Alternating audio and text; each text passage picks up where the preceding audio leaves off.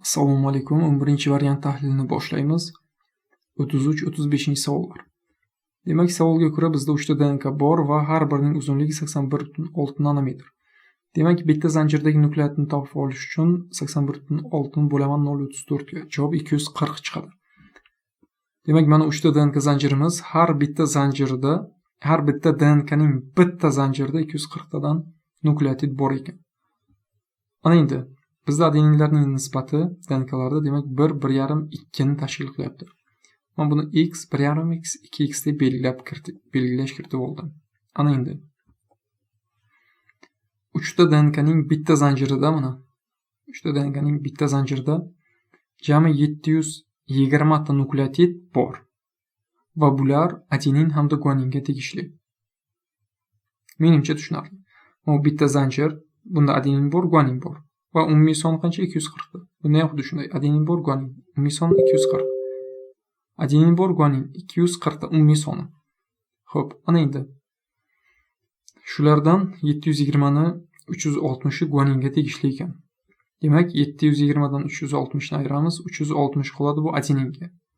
Juda yaxshi. Endi adeninlarning umumiy soni menga ma'lum. Demak, nisbatlar necha edi? X 1,5x 2x. Qo'shib olaman hammasini 360 chiqadi. X ni topib olsam demak 80 ekan. Xo'p. Bizda 33-savolda ikkinchi DNKdagi purinlar soni qancha? Juda oddiy, bittada 240 ta desam bo'ladi. Yoki bu zanjirda 240, bu zanjirda 240. Jami 480 ta nukleotid, uning teng yarmi puringa tegishli deb chiqarsam bo'ladi. Ana endi uchala DNK tarkibida jami vodorod bog'lar soni qancha? Qanday topamiz? Uchala DNKda jami 360 ta adenin bor, 360 ta guanin.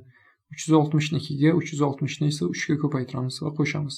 Demak, mana bu adenin va timin o'rtasidagi vodorod bog'i kelib chiqadi. Bunda esa guanin va sitozin o'rtasidagi vodorod bog'i kelib chiqadi. Jami 1800 ta. 35-savolda demak, ikkinchi DNKdagi guanin va sitozin o'rtasidagi vodorod bog', uchinchi DNKdagi adenin timin o'rtasidagi vodorod bog'laridan nechtaga ko'p deyilyapti. Demak, mana ikkinchi DNKdagi adeninni topsak sonni, buning uchun 80 ni 1,5 ko'paytiryapmiz. Nega? Chunki x 80 ga teng. Shuning uchun 1,5x qanchaligini topish uchun ko'paytirdik, 120 ga teng ekan. Demak, 240 tadan 120 tasi adenin bo'lsa, 120 tasi guaninga tegishli bo'ladi. Ana endi 3-DNKdagi adenin va timin o'rtasidagi vodorod bog'i deyilyapti. Ikkinchi DNKda uchinchi DNKda o'zi qancha adenin bor, shuni topsak. Buning uchun 82 ga ko'paytiryapmiz, ya'ni 2x x 80 ga teng 2 ga ko'paytiryapmiz. Demak, adenin soni 160 dan tashkil qilyapti. Ana endi farqni topsak, boya aytdik 120 ta ikkinchi DNKda guanin bor. 3 ga ko'paytiryapmiz.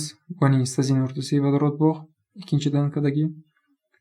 Hamda 3-DNKda ko'rdik 160 ta adenin bor ekan. 2 ga ko'paytiryapmiz. Adenin timin o'rtasidagi vodorod bog'ini topish uchun farq esa 40 taga teng chiqadi.